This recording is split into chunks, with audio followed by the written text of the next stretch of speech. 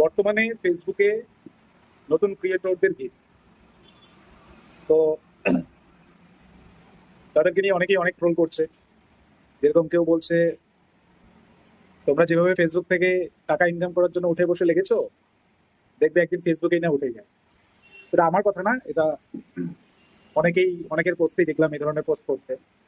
এখন কথাটা হলো, ফেসবুক বা ইউটিউব বা ইনস্টা যেটাই বলো, এই যে প্ল্যাটফর্মগুলো, তুমি যদি তোমার ট্যালেন্টটা তুমি সেখানে ভিডিও তৈরি করে আপলোড করে লোকজন যদি তোমার ট্যালেন্ট তোমার ভিডিওতে দেখে, পছন্দ করে, লাইক করে, তাহলে মানে তোমার ভিউজটা বাড়বে, তাই তো?